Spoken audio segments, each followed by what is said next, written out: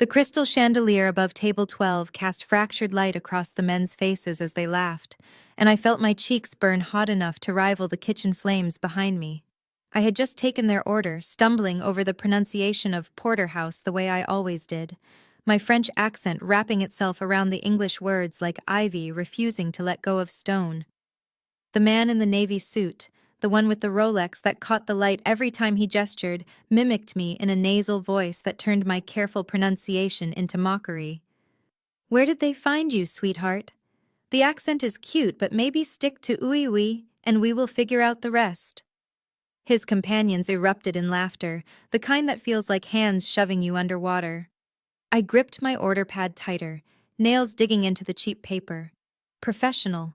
I needed to stay professional. This job at Lumiere paid my rent, barely, and jobs for French waitresses with culinary degrees nobody recognized were not exactly abundant in Manhattan. I forced my lips into the smile I had practiced 1,000 times in my bathroom mirror, the one that said I did not understand the insult, even though I understood every cruel syllable. "I apologize for any confusion. I will have your order to the kitchen right away." My voice came out steady. Thank God, though my hands trembled as I turned away from their table. I made it 3 steps before a different voice cut through the restaurant's gentle murmur of conversation and clinking silverware. Her accent is the most beautiful thing I have heard in months. The words were quiet, but they carried weight, the kind that made heads turn. I stopped walking. The entire restaurant seemed to stop with me. I turned slowly, looking for the source, and found him rising from the corner table I had noticed earlier, but not really seen. He had been so still, so separate from the rest of the room, that he had registered only as a presence, a shadow in expensive fabric. Now he stood, and I could not look away.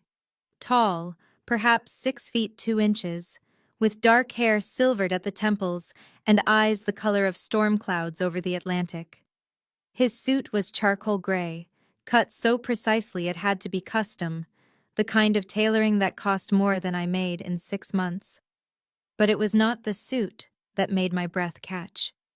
It was the absolute stillness in him, the sense that he could erupt into motion or remain frozen forever with equal ease. A predator, wearing civilization like a costume. Those storm-gray eyes fixed on the men at table 12, and I watched their laughter die, like candles snuffed between wet fingers. "Perhaps you gentlemen should apologize to the lady." It was not a suggestion. The temperature in the room dropped 10 degrees. The man with the Rolex opened his mouth, closed it, opened it again. No words came out. His companions studied their plates with sudden fascination.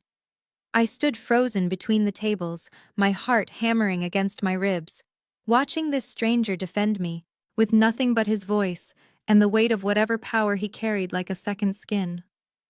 The man with the Rolex actually apologized, his voice small and tight, the words forced through teeth that looked ready to crack from the pressure. His companions nodded silent agreement, their earlier bravado evaporated like steam off hot pavement. The stranger, this Alexander Thornhill, watched them for 3 endless seconds before giving a single nod and returning to his seat with that same eerie grace. I forced my legs to move, carrying the orders to the kitchen where Maria grabbed my arm hard enough to leave marks. "Do you have any idea who that was?" Her whisper came fast and frantic. "That was Alexander Thornhill. He owns half this city, Sophie, and not the half anyone talks about in daylight." I did not understand, not fully, not until my shift ended at 11 and I found an envelope at my station. Inside was $500 in crisp bills and a business card, matte black with a phone number embossed in silver. Nothing else. No name, no address. Just those 10 digits that felt heavy as a loaded gun in my palm. Maria saw it and crossed herself like my grandmother used to do before storms. "Stay away from him," she said. "Men like that are beautiful poison." I walked home through streets that gleamed wet from earlier rain, the April air still cold enough to make me pull my thin coat tighter. My apartment was 14 blocks north, a distance I usually enjoyed despite the hour, but tonight the shadows felt different. Watchful. I noticed the black car after 6 blocks. It rolled along half a street behind me, never closer, never farther, its headlights cutting through the dark like eyes that refused to blink. My pulse kicked up. I walked faster. The car maintained its distance. I turned down Lexington, then cut through the alley behind the closed deli, emerging on 3rd Avenue with my heart hammering so hard I could hear blood rushing in my ears. The car was already there, parked at the curb 20 feet ahead, waiting. The back door opened and Alexander Thornhill stepped out, still wearing that perfect charcoal suit, though he had loosened his tie. The streetlight above him flickered once, casting his face in alternating shadow and amber light. Miss Beaumont. My name and his voice did something strange to my breathing. I stopped walking because my legs made that decision without consulting my brain. How do you know my name? Your name tag? Right. Of course. I had worn it all night. I need to speak with you. His tone was not threatening, but it was not a request either. It was the voice of a man accustomed to being obeyed. About what? About the fact that those men tonight have friends, and those friends have long memories and short tempers. By defending you publicly, I painted a target on your back. He moved closer, not touching me, but close enough that I could smell his cologne, something dark and expensive like leather and smoke. You are in danger now, Sophie. May I call you Sophie? I nodded because words had abandoned me entirely. Those gray eyes held mine, and I saw something in them I had not expected.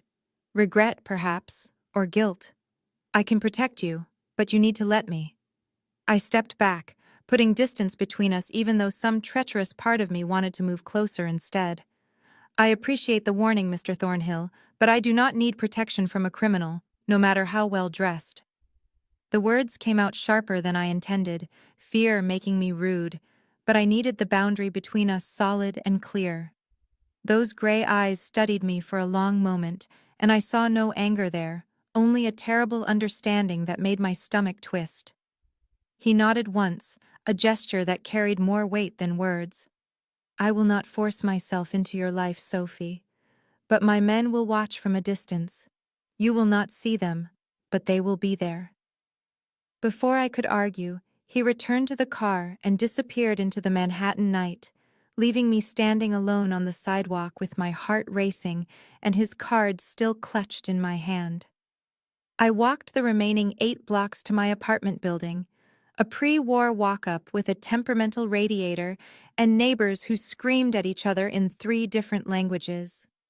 My studio was on the 4th floor, barely 400 square feet of space I had tried to make feel like home, with cheap prints from street vendors and herbs growing in chipped teacups on the windowsill. I locked the door behind me, engaged the chain, checked the window latch twice. Sleep refused to come. I lay in my narrow bed staring at the water stains on the ceiling, unable to shake the memory of Alexander's voice, the way he had defended me without hesitation, the danger coiled in him like a spring under pressure. Beautiful poison, Maria had called him. She was right. I knew she was right. But knowing and feeling were 2 different countries, and I seemed to have lost my passport somewhere between the restaurant and this moment. Morning arrived gray and cold. I showered, dressed in my spare work clothes, braided my hair with hands that still trembled slightly. The subway ride to Lumiere took 30 minutes, long enough for me to rehearse normal, to convince myself last night had been some strange dream. My manager, Gerald, called me into his office before I could even tie my apron. He would not meet my eyes. Sophie, I am so sorry. This is not my decision. The owners, they received some calls, some pressure from people we cannot afford to upset. We have to let you go. Effective immediately. The words hit me like cold water. What people? What pressure? Gerald finally looked at me, and I saw genuine fear in his face. I cannot say.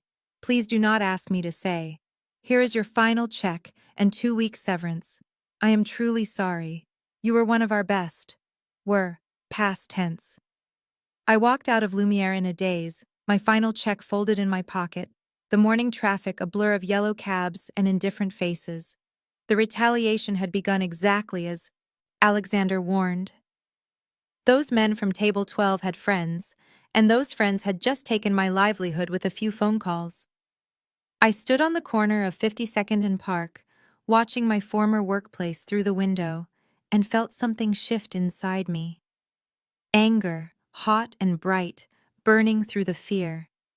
I spent 3 days submitting applications to every restaurant within a 20-block radius, and the response was always the same polite smile followed by, "We will call you," which we both knew meant never.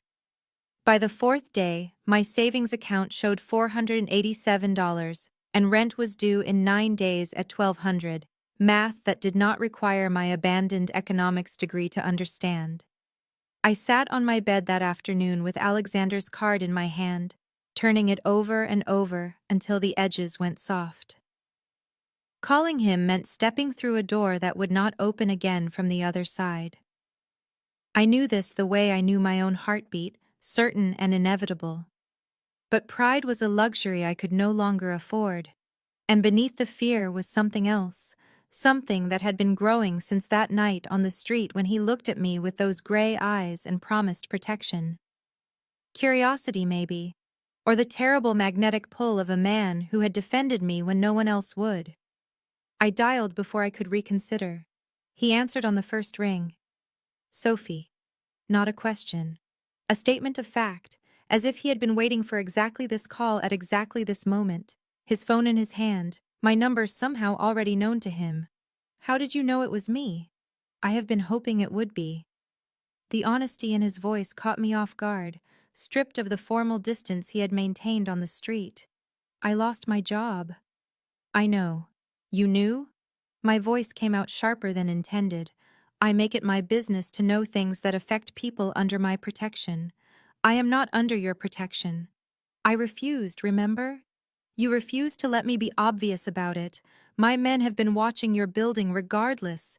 Did you think I would simply let you walk into danger alone after causing it? The presumption should have angered me, but instead I felt something warm unfurl in my chest, dangerous and unwelcome. I need work, Mr. Thornhill. Alexander. Please. I need work, Alexander. I have rent due and no prospects because apparently your enemies have longer reach than my resume. He was quiet for 3 seconds. I own a club in Tribeca. Invitation only, very exclusive clientele. I need someone to manage the private dining room, coordinate service for high-profile guests, ensure discretion and quality. The work is legitimate. The pay is $4,500 a week. I nearly dropped the phone. That is more than triple what I made at Lumiere.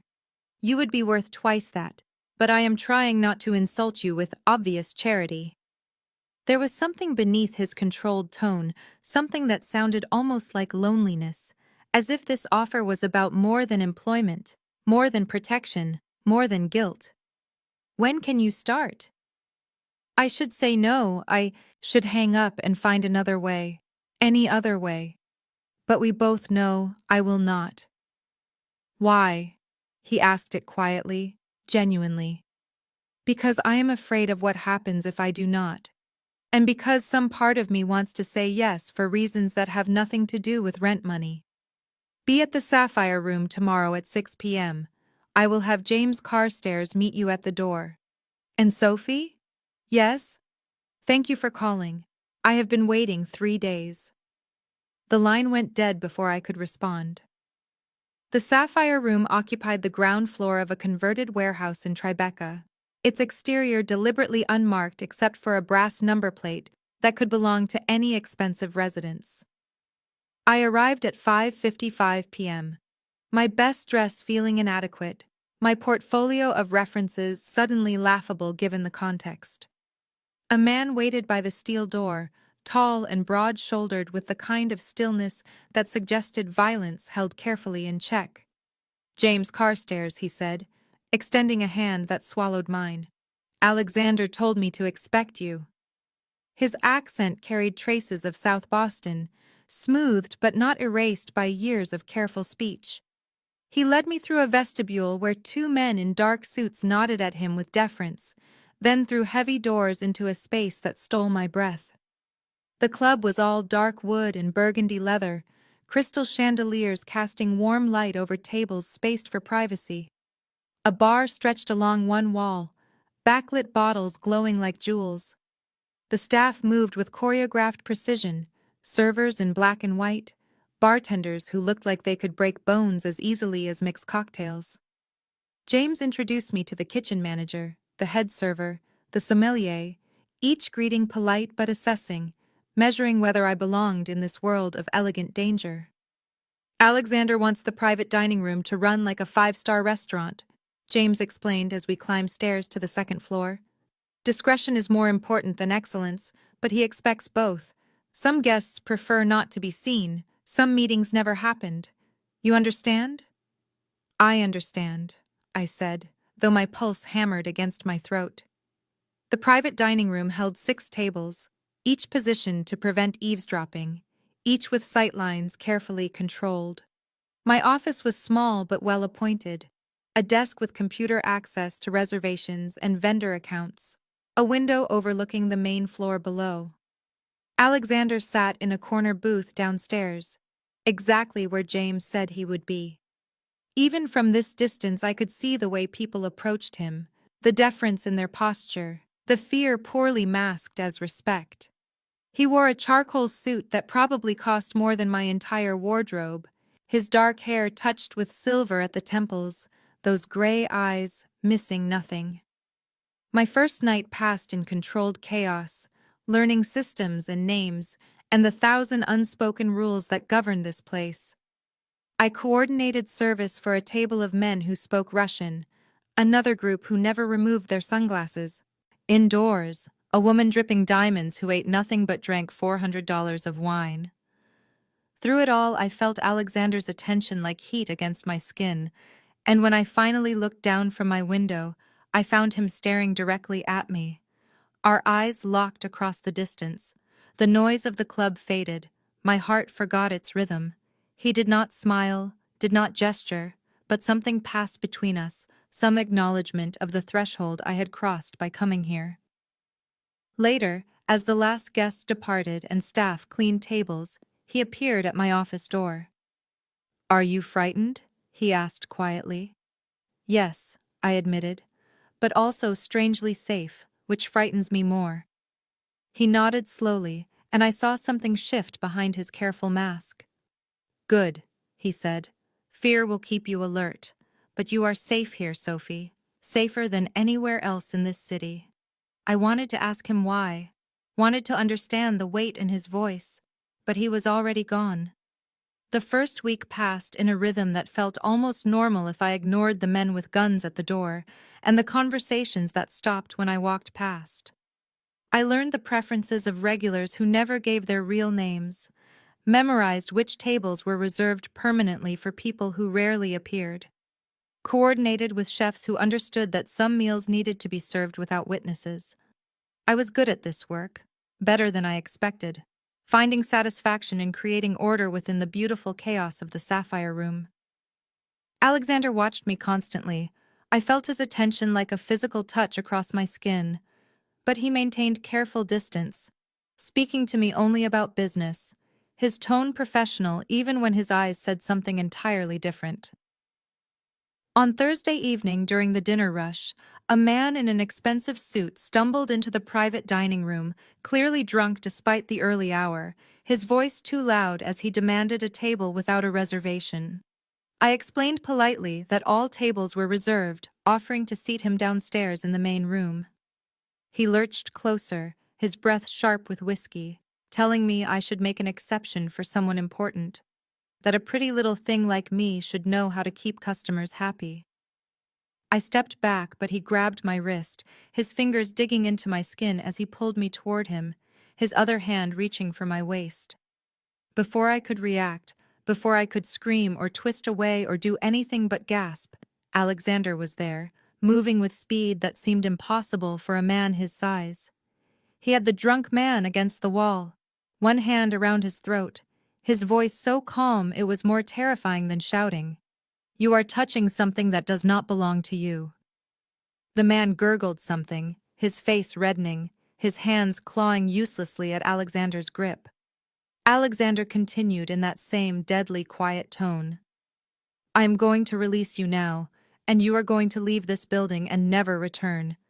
If I ever see you again, if you ever speak her name, if even think about her in the privacy of your own worthless mind, I will find you and I will take my time making you regret the day you learned to breathe. Do you understand me?" The man nodded frantically. Alexander released him and he collapsed, scrambling toward the stairs, his expensive shoes slipping on the polished floor. The dining room had gone silent, every guest suddenly fascinated by their plates. Alexander turned to me, his hand gentle as it lifted my wrist, examining the red marks already forming. "Did he hurt you?" His voice had changed completely, soft now, concerned, and I saw something in his eyes that made my breath catch. I shook my head, not trusting my voice. "He should not have touched you. No one touches you." The possessiveness in his statement should have frightened me, should have reminded me of every warning about dangerous men and the women foolish enough to stand too close to their fire. Instead, I felt heat spreading through my chest, dangerous and intoxicating.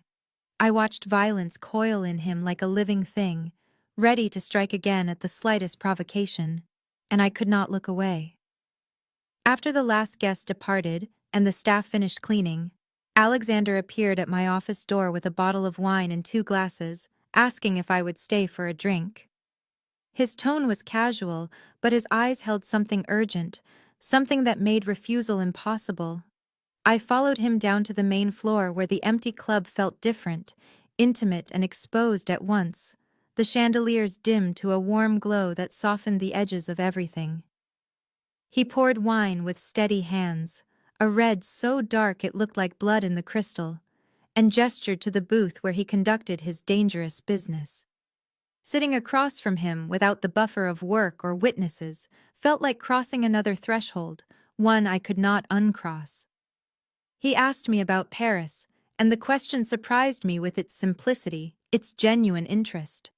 I told him about my childhood in the 11th arrondissement. My mother's small bakery where I learned that food was love made tangible. My decision to come to America chasing dreams of culinary school and my own restaurant someday.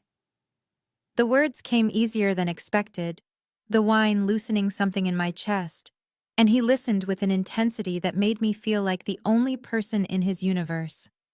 I told him about the loneliness of starting over in a city where I knew no one, where my accent marked me as foreign and my budget kept me trapped in a studio apartment with thin walls and the constant noise of other people's lives pressing in. He watched me speak, his gray eyes never leaving my face, and I saw something shift in them when I mentioned loneliness, some recognition that made my breath catch. When I finished, silence stretched between us, not uncomfortable but heavy with things unspoken. I asked about his life, turning the question back on him, and watched his expression close like shutters slamming down. He deflected smoothly, saying his life was boring, just business and responsibility, nothing worth discussing. But I had seen the flash of pain before he hit it, the way his jaw tightened and his fingers gripped the wineglass just a fraction harder. I pressed gently, asking if he had always lived in New York, if he had family, the kind of normal questions people ask when they want to know someone. He answered in fragments, yes to New York, no to family, his voice carefully neutral, but I glimpsed the wall around him, the fortress he had built to keep the world at a safe distance. The air between us thickened, charged with attraction neither of us acknowledged, and I wondered what it would take to breach his defenses, what it would cost me to try. He poured more wine and asked about my culinary dreams, steering the conversation back to safer territory, but his hand trembled slightly as he lifted the bottle, and I realized he was not as controlled as he appeared. We talked until 3 in the morning, the city silent outside the windows. And when he finally walked me to a car he had waiting, his hand touched my lower back with a possessiveness that sent heat through my entire body. I did not pull away. The tension arrived slowly at first, like storm clouds gathering on a distant horizon, small signs I might have missed if I had not been watching Alexander so carefully. Men came and went from his office with expressions tighter than usual. Conversations stopped abruptly when I passed, and twice I saw weapons being moved through the back hallway with less discretion than before, the hard shapes visible under jackets that did not quite conceal them. On Monday afternoon I was checking inventory in the wine cellar when I heard raised voices above, Alexander's tone sharp with an edge I had not heard before, another man responding with equal intensity. And when I climbed the stairs, James Carstairs stood in the hallway, his hand resting on the gun at his hip in a way that looked less like habit and more like preparation. He saw me and his expression shifted to something almost apologetic, gesturing for me to follow him away from Alexander's office. And in the empty dining room he told me quietly that I should take a few days off, go visit friends, maybe leave the city for a bit, until some business matters settled down. I asked what kind of business matters, keeping my voice steady, despite the fear crawling up my spine. And James hesitated, in a way that told me the situation was worse than his careful words suggested, finally saying that a rival family was pushing into territory Alexander controlled, testing boundaries, making moves that could not be ignored. He said it would be safer if I was not here, not connected to the club or Alexander, not visible, and I understood he was trying to protect me from whatever storm was coming. Before I could respond, Alexander emerged from his office, his eyes finding mine immediately across the room, and the look on his face made my breath catch, something fierce and possessive and almost afraid. He asked what James was doing, and his lieutenant explained he was suggesting I take some time away until the situation stabilized, the words careful and reasonable. But Alexander cut him off with a single sharp gesture. "She stays." James started to argue, saying I was a civilian, that I should not be anywhere near what was coming. But Alexander stepped closer to me, his presence a wall between me and his lieutenant, his voice dropping to that deadly calm tone I had learned meant his decision was final. "She is safer where I can see her, where my men can protect her. I will not have her alone somewhere I cannot reach." James looked between us, and I saw understanding dawn in his eyes. Recognition of what I had become to Alexander, a vulnerability neither of them had planned for, a crack in the armor that enemies could exploit.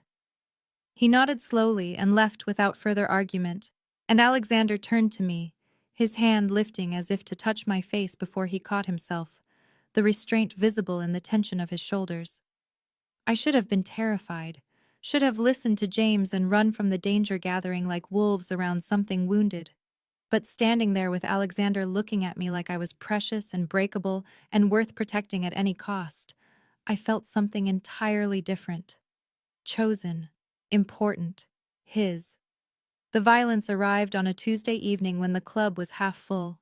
The sound of shattering glass so sudden and loud that for a moment I could not process what was happening. My brain unable to reconcile the explosion of noise with the elegant dining room, where moments before, everything had been wine and quiet conversation. The window behind the bar erupted inward in a glittering spray, and someone screamed, and then came the unmistakable crack of gunfire, sharp reports that made my entire body go rigid with animal terror as people dove for cover, and more windows shattered in sequence like dominoes falling.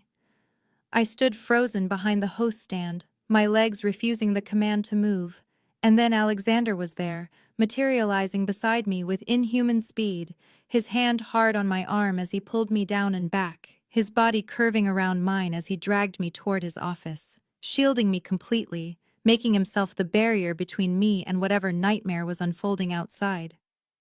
More gunfire, closer now, and Alexander's men returning fire, the sounds overlapping into a chaos that drowned out thought, and I stumbled as he pulled me through the hallway, my heel catching on carpet, his arm locking around my waist to keep me upright without breaking stride. We crashed through his office door, and he kicked it shut behind us, the sound of the lock engaging barely audible over the continued gunfire that seemed to come from everywhere at once, and he pushed me down behind his desk, the solid wood between us and the door, his body still covering mine as he pulled a phone from his pocket with one hand while the other pressed against the back of my head, holding me against his chest. His heart was racing. I could feel it hammering against my cheek where I pressed into his shirt, the rapid thunder of it contradicting the absolute calm of his voice as he spoke into the phone, giving orders in clipped sentences, coordinates, and names and commands I barely processed through my own panic. The office was dark, only the ambient light from the city filtering through the window, and in the shadows his face was all sharp angles and cold focus.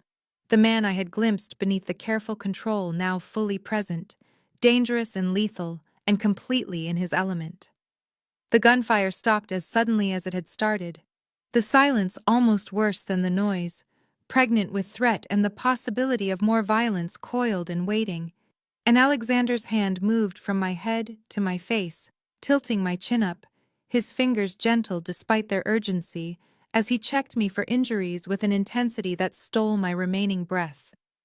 "Are you hurt?" he asked, his voice rough, and I shook my head, unable to form words, watching his eyes move over my face and down my body, cataloging, assessing, his free hand running down my arms and sides with clinical efficiency that somehow felt like the most intimate thing anyone had ever done to me. "I am fine," I finally managed, my voice shaking, and something in his expression cracked, the control slipping just enough that I saw beneath it to raw fear, to the terror he had hidden while protecting me. And his forehead dropped to mine, his breath coming hard and fast, the phone still in his hand, but forgotten as we stayed there pressed together in the darkness, neither of us moving away even as the immediate danger passed, and voices called all clear from the hallway beyond. Alexander did not ask if I would come with him, simply stated it as fact, while his men secured the club and checked for casualties, his hand still resting on my shoulder as if he needed the physical contact to confirm I remained unharmed, saying I could not go back to my apartment, that whoever had orchestrated the attack knew too much about his operations, and certainly knew about me, and he would not risk my safety on assumptions about what they might or might not do next. I wanted to argue, to assert some independence, to pretend I was not absolutely terrified of being alone after what had just happened, but the words dissolved before I could speak them, and I simply nodded, letting him guide me through the back entrance to where a car waited with two armed men in the front seat, their eyes scanning the street with predatory alertness that made my stomach clench with renewed fear. The drive to his penthouse took 20 minutes through streets that looked surreal in their normalcy. People walking dogs and hailing taxis, completely unaware that minutes ago I had been crouched behind a desk while bullets shattered glass and tore through walls. And I watched the city pass with a strange detachment, my hands folded in my lap to hide their trembling, while Alexander made call after call, his voice that same deadly calm as he received reports and gave orders that would shape whatever retribution was already in motion. The penthouse occupied the top 2 floors of a building in Tribeca, the elevator opening directly into a space so vast and carefully designed it felt like entering another world entirely. Floor-to-ceiling windows overlooking the city, furniture that was clearly expensive but somehow still comfortable, art on the walls that even I recognized as significant, and the sheer luxury of it overwhelmed me in a way the club never had. Perhaps because this was where he lived, where he was most himself, and being here felt like crossing a threshold I could not uncross. He watched me take it in, his expression unreadable, before gesturing toward the kitchen and saying I should eat something, that shock did strange things to the body and food would help, and I almost laughed at the mundane concern after the violence we had just survived. But he was already moving through the space with efficient purpose, pulling ingredients from a refrigerator that was surprisingly well stocked, and I stood in the doorway watching as Alexander Thornhill, who commanded an empire through fear and violence, began cooking me an omelet with the casual competence of someone who did this often. We did not talk about the attack, about who might have ordered it or what would happen next.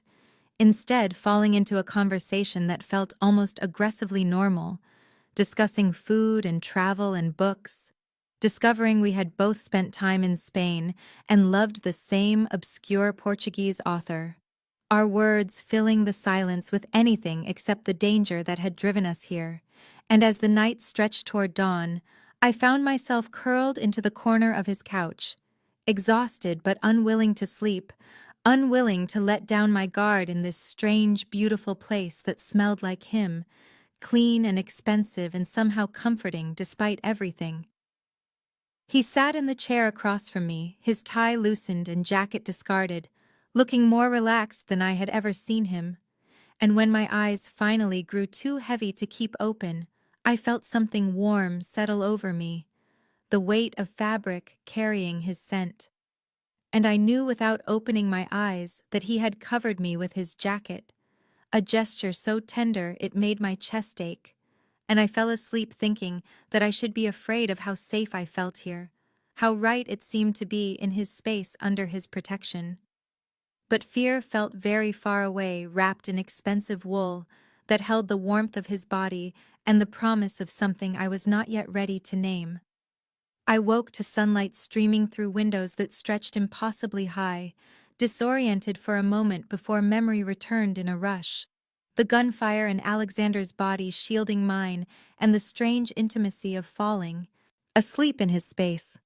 And I sat up to find his jacket still draped over me, the expensive fabric wrinkled from a night serving as makeshift blanket. The penthouse was quiet, that particular silence of a large space empty except for me, and I folded the jacket carefully before standing, my body stiff from sleeping on the couch, my professional clothes from yesterday rumpled and inappropriate for morning in a place like this. I should find Alexander, thank him, figure out what happens next. But my feet carried me in the opposite direction, drawn by curiosity I could not quite justify, past the kitchen and living area to a hallway lined with closed doors, and I told myself I was just looking for a bathroom, even as I turned the handle on a door that opened into what was clearly his study. The room was darker than the rest of the penthouse, heavy curtains filtering the light, shelves of books and a massive desk and that smell of leather and paper that marked spaces where serious work happened. And I should have left immediately, should have respected his privacy. But my eyes caught on the photograph sitting on the shelf behind his desk, and my feet moved without permission, carrying me closer. The frame was silver, expensive. The photograph inside slightly faded in the way that marked it as years old. And the man in the picture was Alexander, but not Alexander, younger and smiling with an openness I had never seen on his face. His arm around a woman with dark hair and kind eyes, and in front of them a little girl, maybe 3 years old, laughing at whoever held the camera. My chest constricted, something cold sliding through my veins, because I understood what I was seeing, even before I noticed the other photographs arranged nearby. A wedding photo, a hospital picture with the woman holding a newborn, a series of images documenting a life that clearly no longer existed, given the past tense implied by their careful preservation. In this room he kept closed off from the rest of his space. The door opened behind me and I spun, guilt hot on my face, expecting Alexander, but James Carstairs stood in the doorway, his expression unreadable as he took in my presence in the study, my proximity to the photographs I had no right to examine. I started to apologize, but he held up a hand, stepping into the room and closing the door behind him with a gentleness that seemed at odds with his usual military bearing. And when he spoke, his voice was quiet, almost kind. "Caroline and Emma," he said, gesturing to the photograph I had been studying. "They died 5 years ago. Car bomb meant for him. He was supposed to be driving, but had taken a different car at the last minute." He paused, watching my face as the horror of it settled into my bones, the randomness and brutality and the particular cruelty of surviving when your family did not. "Alexander died that day too," James continued. "At least the man he was died. What came back was something else, something that ruled through fear. Because he had nothing left to lose, and in 5 years I have not seen him let anyone close until you." James left me alone in the study with the weight of his revelation pressing against my chest, the photograph suddenly unbearable to look at. And I understood now why Alexander moved through the world like a man already dead. Why tenderness seemed so foreign on his features. Why my presence in his carefully controlled life represented something more dangerous than any rival family could offer. The knowledge sat heavy in my stomach for the rest of the morning, through the awkward breakfast where Alexander appeared showered and dressed in a fresh suit, his eyes searching mine with a question I could not answer because I did not know what to do with the grief I now carried for people I had never met, and the man he used to be before loss carved him into something harder. The call came just after noon, Alexander's phone buzzing with an insistence that made his entire body go still. In that way I had learned meant danger, and I watched his face close off as he listened to whoever spoke on the other end, his responses clipped and cold, and when he ended the call his eyes found mine across the room with an expression that made my blood turn to ice. "They want a meeting," he said. "The Cordoza family, tonight at the warehouse district on the waterfront. Just me, no security, no backup, standard terms for negotiation." The words were calm, but I heard the subtext, the unspoken reality that walking into that meeting could mean not walking out, and something fierce and desperate clawed up my throat, surprising us both with its intensity. "Send James," I said, standing so quickly the coffee cup nearly toppled. "Send anyone else. You do not need to go yourself." And the pleading in my voice shocked me, because when had I become someone who begged? When had this man become so essential that the thought of him in danger made rational thought impossible? Alexander crossed the room in 3 strides, his hands framing my face with a gentleness that contradicted everything he was, and I saw something flicker in his eyes, surprise maybe, or recognition, as if he had not expected me to care whether he lived or died. "If I send someone else, they will see it as weakness," he said quietly, his thumb tracing my cheekbone, "and the entire power structure I have built requires that I am the one they fear, the one they must negotiate with directly. Anything less and the vultures will circle." I understood the logic even as I hated it, even as my hands came up to grip his wrists, holding him there as if I could anchor him to this moment, to safety, to me. His gaze dropped to my mouth, and the air between us went thick with everything we had not said, had not acknowledged, and for a heartbeat, I thought he would kiss me, thought he would finally cross that last distance we had been circling for weeks. But instead, he pulled back, his hands falling away, his expression shuddering into that familiar mask. "I will return," he said, and it was not quite a promise, more an intention, a hope. And then he was moving toward the door, shrugging into his jacket, checking the weapon I knew he carried, and I stood frozen in the middle of his penthouse, watching him prepare to walk into possible death while I waited helplessly behind. He paused at the elevator, looked back, and something passed between us, some acknowledgement of what we both knew, but would not speak. And then he was gone, and I was alone with my terror and the ticking clock, and the understanding that I had fallen completely for a man whose life was measured in calculated risks and acceptable casualties. The hours crawled past like insects under my skin, each minute stretching impossibly long while I paced the penthouse, unable to eat or sit or think about anything except Alexander walking into danger because of a meeting that felt too much like a trap. And when the elevator finally chimed at midnight, my body moved before my mind caught up, running across the marble floor in bare feet, my heart hammering so hard I thought it might crack my ribs. And then he was there, stepping out of the elevator, his suit jacket torn and blood on his white shirt, a cut above his left eyebrow still seeping red. And I did not stop to think or calculate or protect myself.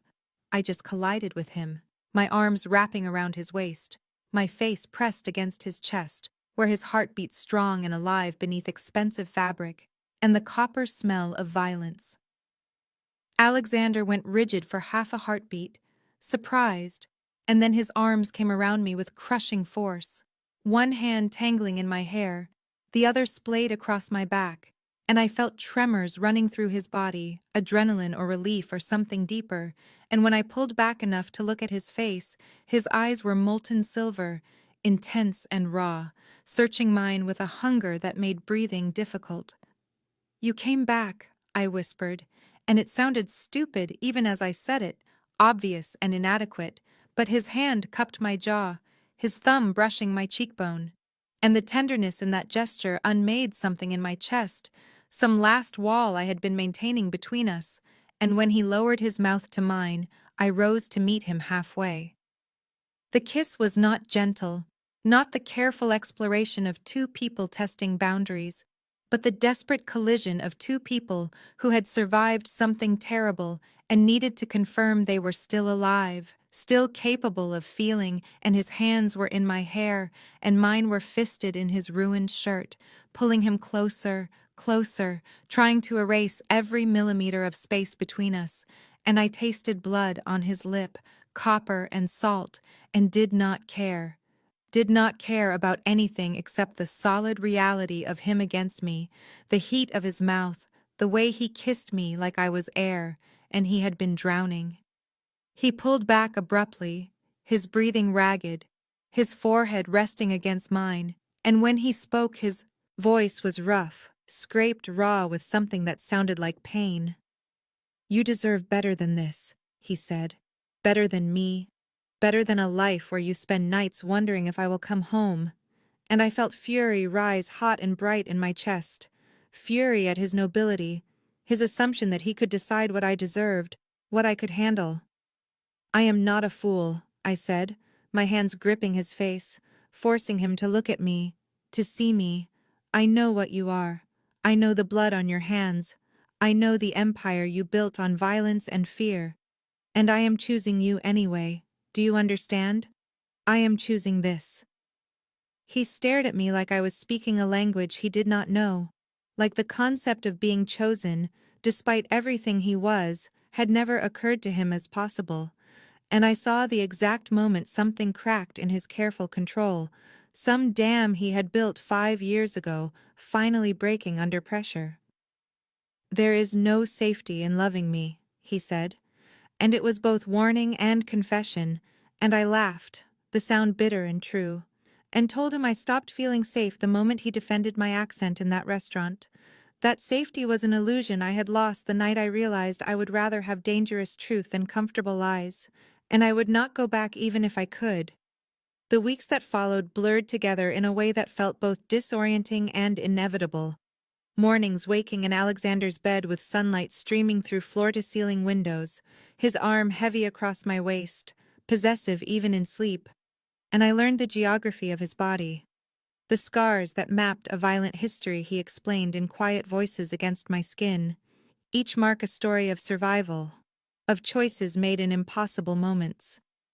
I moved through his world with a confidence that surprised us both. No longer the frightened waitress, but something harder, sharper. And when James briefed Alexander on territorial disputes, I sat in the leather chair across from his desk and listened, asking questions that made both men exchange glances, respect dawning slowly in their eyes. Alexander taught me the brutal economics of his empire, explaining how territory translated to income, how alliances shifted like sand, how violence was sometimes the only language certain men understood, and I absorbed it all, memorizing names and boundaries and the complex web of debts and obligations that held his world together. I refused to be sheltered, to be the delicate thing kept behind walls, and when he tried to exclude me from a meeting with the Calabrese family, I told him flatly that if I was in this life, I needed to understand all of it, and he stared at me for a long moment before nodding once, an acknowledgement that I was choosing this with open eyes. The underworld noticed, of course, the whispers spreading through backroom meetings and late-night phone calls. Alexander Thornhill's weakness finally exposed, a French girl with no connections and no protection except what he provided. And I saw the calculation, in eyes that watched us, the way men assessed whether I made him vulnerable or whether loving me had made him more dangerous, unpredictable in ways a cold, strategic mind never was. But I gave him something he had lost: lightness, moments of laughter in the midst of darkness, and I watched him remember how to smile without the edge of cruelty, how to touch without violence underlying every gesture. And when I cooked in his massive kitchen, filling the penthouse with the smells of my childhood, garlic and butter and wine, he would lean against the counter and watch me with an expression that made my hands tremble: wonder and possession, and something tender braided together. At night we talked for hours, my head on his chest, his fingers tracing patterns on my shoulder, and I told him about the restaurant I had dreamed of opening, small and intimate, where food was art and every dish told a story, and he listened with that intensity he brought to everything, already planning, already building it in his mind. His men grew accustomed to my presence, nodding respectfully when I entered rooms, and I learned their names, their histories, the families they supported with money earned through Alexander's empire, and I understood that loyalty here was purchased with more than fear, with security and belonging, with being part of something larger than yourself. We became inseparable, a unit that moved through his world together, and when he conducted business I sat nearby, silent but present, my existence a statement that he was no longer the ghost who had ruled through cold calculation for 5 years, and whether that made him stronger or weaker remained to be seen. I was walking toward the club entrance at 2 in the afternoon, earlier than usual because Alexander wanted to go over the wine inventory together, something domestic and normal that made me smile despite the autumn cold, when the black van pulled up with a screech that sent pigeons scattering, and before I could process what was happening, 2 men grabbed me, hands rough and efficient, one clamping over my mouth to muffle my scream, and I fought, kicking and clawing, remembering everything Alexander had taught me about vulnerable points and maximum damage. But there were too many of them, and something sharp pricked my neck and the world tilted sideways, colors bleeding together as my limbs went heavy and useless. I woke to the chemical taste of fear coating my tongue, my head pounding, hands bound behind me with zip ties that bit into my wrists, and the first coherent thought I managed was that Alexander would be looking for me by now, that he would burn the entire city to find me, and I did not know if that thought brought comfort or terror. The room was concrete and cold, some kind of warehouse from the smell of rust and old motor oil, and footsteps echoed across the floor, expensive shoes clicking against concrete, and when the man came into view, I saw someone around Alexander's age, well, dressed, handsome in a cruel way, with eyes that held the kind of madness that came from nursing grudges until they consumed everything else. Thomas Redmond, he introduced himself, as if we were at a cocktail party rather than a kidnapping, and I knew that name, had heard it whispered in Alexander's office during conversations that went silent when I entered the room, an old enemy who had disappeared after some territorial dispute years ago, and now here he was, circling me like a shark scenting blood. He explained with the patience of someone who had rehearsed this speech in his mind for years that Alexander had killed his brother, that he had taken everything from him, territory and respect and family, and now he would understand what that loss felt like. And the casual certainty in his voice when he talked about my death made ice flood my veins. I forced myself to breathe slowly, to think past the panic clawing at my throat, counting the guards I could see, 4 in the immediate area, assessing exits and weapons and angles, the way Alexander had taught me during late-night conversations where he insisted I understand how to survive if protection ever failed. My phone was gone, obviously, probably destroyed or thrown away, but Alexander would know something was wrong the moment I did not arrive at the club. He would already be mobilizing resources, calling in every favor and debt, and I needed to stay alive long enough for him to find me, needed to be smart rather than emotional. Redmond pulled out his phone and took a photo of me, bound and terrified, and I saw the exact moment he sent it.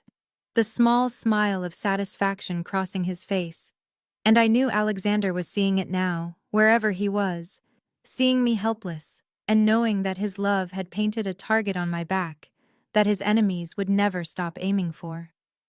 Time became elastic in that warehouse, stretching and compressing in ways that made no sense, and I forced myself to catalog every detail the way Alexander had taught me during those late-night conversations about survival. 4 guards that I could see, though there might be more in the shadows. Exits on the east and west walls, but both surely locked. Windows too high and narrow to reach, and weapons visible on 2 of the men, handguns and shoulder holsters that gleamed dully under the fluorescent lights that hummed overhead with a sound that scraped against my nerves. Redmond kept circling, a predator enjoying the hunt, and he talked about his brother with the kind of obsessive detail that spoke of years spent nursing this hatred, polishing it until it became the core of his identity. How Marcus had been the smart one, the one with vision. How Alexander had executed him over some territorial dispute that Redmond described as a misunderstanding, though I knew enough now to recognize the sanitized version of violence, the way men rewrote history to justify their vengeance. He wanted me to beg, I realized, wanted me to break down and plead for my life so he could send that image to Alexander along with my corpse, one final humiliation before the end. But I would not give him that satisfaction, would not let Alexander's last memory of me be weakness and despair. Instead, I focused on the zip ties cutting into my wrists, testing their strength with small movements that I hoped looked like trembling, fear that Redmond would expect. And I felt a tiny bit of give, not much but enough to work with, and I started systematically working my hands, rotating my wrists in minuscule increments, ignoring the burn as plastic bit deeper into skin. Alexander would come, I knew that with absolute certainty, knew he was already moving heaven and earth to find me, calling in every debt and favor, mobilizing his entire organization, and I just needed to stay alive until he arrived, needed to be ready to act when chaos erupted because it would erupt, violence following Alexander like a shadow, and I would not be a passive victim waiting for rescue. Redmond checked his phone and smiled, that expression of satisfaction that made my stomach clench, and he turned the screen toward me so I could see Alexander's response. Not words, but a photo. Redmond's warehouse on the waterfront burning, black smoke billowing into the afternoon sky, and Redmond's smile vanished, replaced by cold fury, the mask of civility dropping away to reveal the madness underneath. He started shouting orders and the guards scrambled, tension crackling through the space, and in the confusion I worked harder at the zip ties, feeling them loosen fractionally, blood slicking my wrists now, which actually helped, making everything slippery, and I thought about Alexander's hands on my face, the way he looked at me like I was something precious and breakable, and I would not let him lose someone else he loved, would not let him retreat back into that cold ghost he had been before me.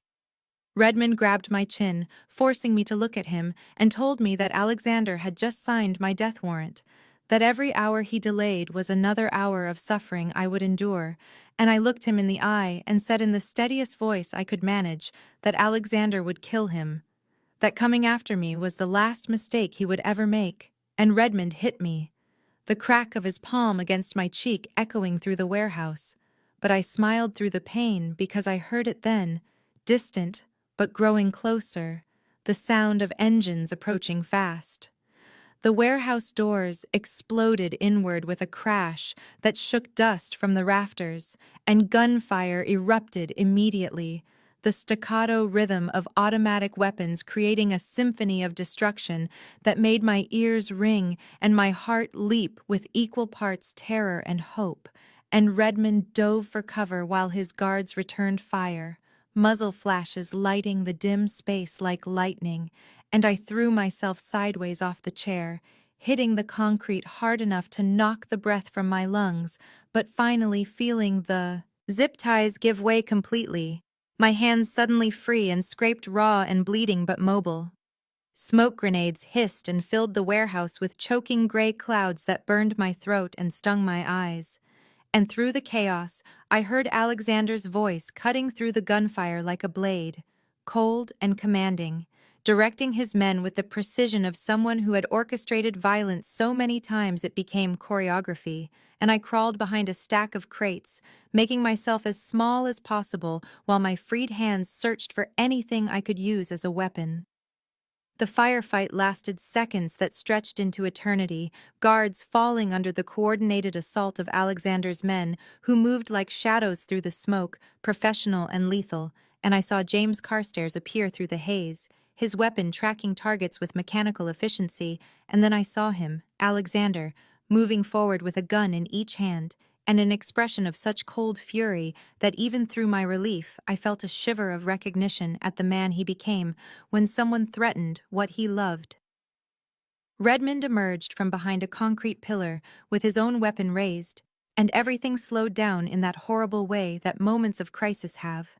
And I saw the barrel tracking toward Alexander's back while he fired at another guard, and I screamed his name with everything in me, a warning and a prayer, and a declaration all at once, and Alexander spun with inhuman speed, both guns coming up, and the shots rang out so close together they sounded like one prolonged crack of thunder. Redmond stumbled backward, red blooming across his chest, his weapon clattering to the concrete, and he fell in a way that looked almost graceful, almost peaceful. And then Alexander was running toward me, shoving his guns into James's hands without looking, his entire focus narrowed to where I crouched, shaking behind the crates. He dropped to his knees in front of me, and his hands were on my face, my shoulders, my arms, checking for injuries with a thoroughness that bordered on frantic. And I had never seen him lose his composure before, had never seen his hands shake or heard his breathing turn ragged and uncontrolled. And when he found the zip-tie marks on my wrists and the bruise blooming across my cheek where Redmond had hit me, something broke in his expression.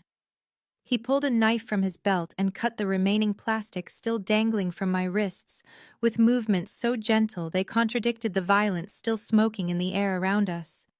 And then he was pulling me against his chest, one hand cradling the back of my head, while the other wrapped around my waist, holding me so tightly I could barely breathe. But I did not care, because I was alive, and he was alive, and nothing else mattered in that moment. The penthouse had never felt like a sanctuary before, but as Alexander carried me through the door with James and two other men flanking us for security, the space transformed into something sacred, a place where the violence could not reach, and the trembling that had started in the car finally overtook me completely. He set me down on the leather sofa with a gentleness that seemed impossible from hands that had just killed men, and then he was moving through the space with controlled urgency, checking every window and door, speaking in low tones to James, who positioned men at strategic points before disappearing, to coordinate the inevitable fallout from what had happened at the warehouse. Word would be spreading through the city already, the story taking on mythic proportions with each retelling, how Alexander Thornhill had gone to war over a woman, how he had burned Redmond's empire to ash in a single afternoon, how anyone who touched Sophie Beaumont signed their own death warrant in blood and fire. I watched him move and saw the way tension still coiled through his shoulders, the way his eyes kept tracking back to me, as if confirming I was real and whole and still breathing. And when he finally settled beside me on the sofa, he did not speak immediately, just reached for my wrists with shaking hands that betrayed the control he fought so hard to maintain. He examined the raw circles where the zip ties had cut deep, his jaw tightening with each new injury he catalogued, the bruise blooming purple across my cheekbone, the scraped palms from hitting concrete, the dozens of smaller marks that mapped the afternoon's terror across my skin. He disappeared into the bathroom and returned with a first aid kit, kneeling before me like a supplicant before an altar, and began cleaning the wounds with an absorption that felt like meditation, like if he focused hard enough on this task, he could undo what had happened, could rewrite the afternoon into something that did not involve me bound and terrified in a warehouse facing death. I wanted to tell him it was not his fault, that loving him meant accepting these dangers, but my throat closed around the words, and I just let him tend to me, let him wrap my wrists in gauze with hands that gradually stopped shaking, let him press an ice pack, wrapped in soft cloth against my bruised cheek, with a tenderness that made my chest ache. When he finished, he sat back on his heels and looked at me with such raw devastation that I forgot my own fear in the face of his, and I reached for him, pulling him up beside me, and he came willingly, wrapping me in his arms and burying his face against my neck. I felt wetness there, and realized with shock that Alexander Thornhill was crying, silent tears that he had probably not shed since his family died. And I held him while he broke apart, while the facade finally crumbled under the weight of almost losing someone he loved again. And when he finally pulled back, his eyes were red but clear, stripped of every defense, and he said my name like a confession, like a benediction. And then he said 3 words. He told me he had not spoken since his wife died. I love you. And I felt the truth of it in every syllable, felt how it cost him to make himself this vulnerable, to hand me this power over him, and I kissed him with everything I had survived, everything I felt, everything I chose despite the danger. The days following the warehouse bled together in a haze of healing and careful domesticity, my body mending faster than my mind, as I woke gasping from nightmares where Alexander did not arrive in time, where Redmond's bullets found their target, where I watched the man I loved fall while I remained helpless and bound. Alexander held me through each nightmare, his presence solid and warm and alive, but I saw the guilt eating at him, the way he catalogued each flinch and tremor as evidence of what loving him cost. And during the quiet mornings when sunlight streamed through the penthouse windows and we pretended the world beyond those walls did not exist, I felt the question hanging between us like smoke, unspoken but suffocating. My phone sat on the marble counter, charged but ignored. 17 missed calls from my mother in Paris, whose cheerful voicemails about family dinners and my cousin's wedding existed in a universe so distant from my reality that listening to them felt like watching someone else's life through frosted glass. I had told them I was working at an upscale club, managing private events, building toward my dream of opening a restaurant someday, and every word was technically true. But the gaps between truth and reality had grown into chasms I did not know how to bridge, because how could I explain to my mother that the reason I could afford the beautiful clothes hanging in the closet was that a crime lord loved me, that the reason I understood territory disputes and profit margins from illegal enterprises was that I had chosen to learn Alexander's world rather than remain willfully blind. He found me standing at the window overlooking the city on the 5th morning, my reflection ghostly in the glass, and he did not touch me immediately, just stood close enough that I felt his warmth at my back. And when he finally spoke, his voice carried the weight of a man preparing for loss. He told me he would arrange everything if I wanted to go home to Paris, that he had accounts set up in my name with enough money to open any restaurant I dreamed of, that his reach extended far enough to ensure I would be safe, even across an ocean. And the careful neutrality in his tone broke my heart, because I heard what he would not say, that letting me go would destroy him, but he would do it anyway, because he loved me enough to want me free of the danger that came with his name. I turned to face him and saw the man who had burned a rival's empire to ash for me, standing vulnerable and braced for rejection. And I thought about the girl who had boarded a plane from Paris 3 years ago with culinary school certificates and romantic notions of American adventure. How she had imagined success would look like Michelin stars and critical acclaim and safety. How she had never once imagined it would look like this. Like a penthouse fortress and a man whose hands dealt death but touched me like I was something sacred. Like a love that came with bodyguards and blood, and the constant awareness that tomorrow was never guaranteed. I took his face in my hands and felt the tension in his jaw, the way he held himself so carefully still, as if bracing for a blow. And I told him I was not going anywhere, that Paris was my past, but he was my future. And I watched relief and disbelief war across his features before I continued, because he needed to understand. This was not blind devotion or trauma bonding, or some naive fantasy about reforming a dangerous man through the power of love.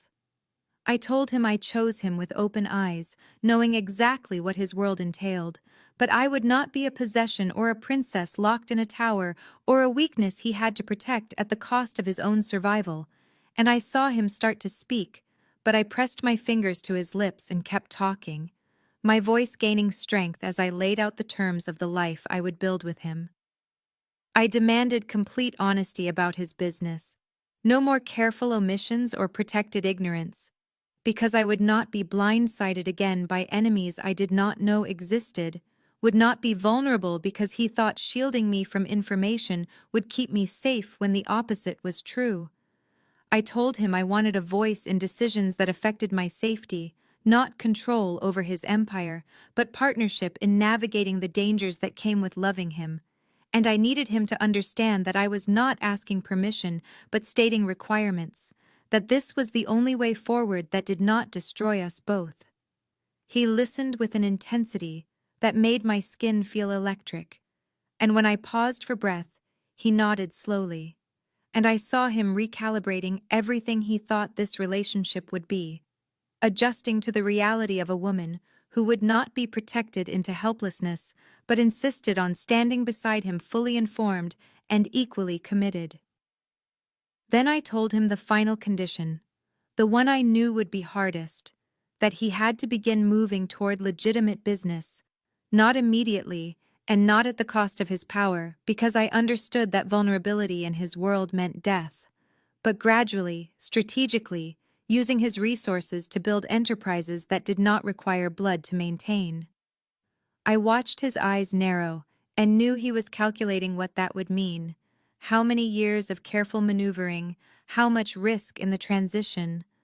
But I also saw something else there, something that looked almost like hope, as if I had given him permission to want something beyond survival, beyond the empire he had built as armor against grief. He asked what I wanted for myself, and I told him about the restaurant. Not someday in some vague future, but soon. A place that was mine, but protected by him, where I could create the food I had always dreamed of, while existing in the complicated space between his world and the legitimate one. He smiled then, a real smile that transformed his face from dangerous to devastating, and he pulled me close and said he would give me anything, a building in whatever neighborhood I wanted, security that would be invisible but absolute, and the freedom to build something beautiful while he built something better than what he had become in the years of grief and violence.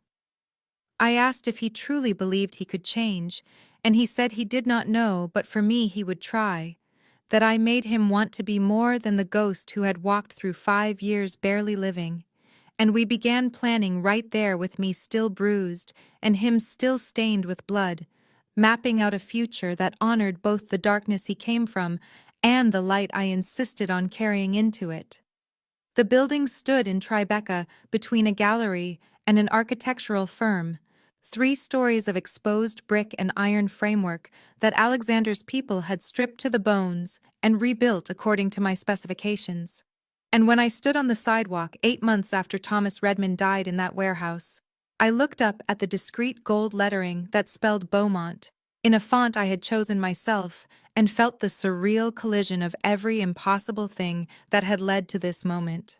The restaurant opened on a Thursday in April, with reservations booked solid for 3 months, food critics and society figures and carefully vetted members of Alexander's world all converging on the space I had designed to be elegant without pretension, intimate without being small, a place where my French grandmother's recipes met modern technique, and everything I had dreamed of during long shifts at other people's restaurants finally belonged to me.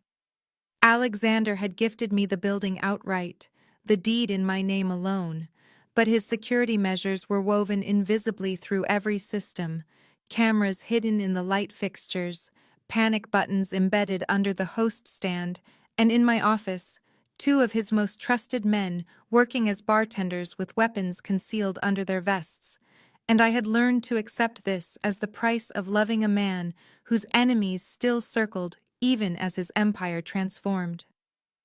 The reviews came fast and glowing, critics praising the braised short ribs that melted like butter and the lemon tart that managed to be both classic and innovative.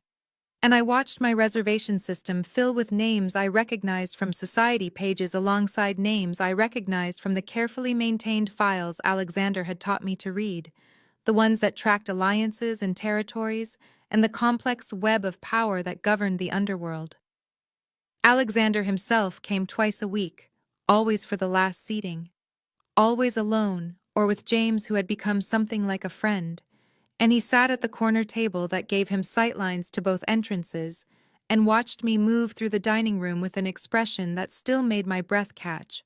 Pride and possession and something softer that he only showed me when he thought no one else was looking. His business was changing too, more slowly than I had hoped, but faster than James had thought possible.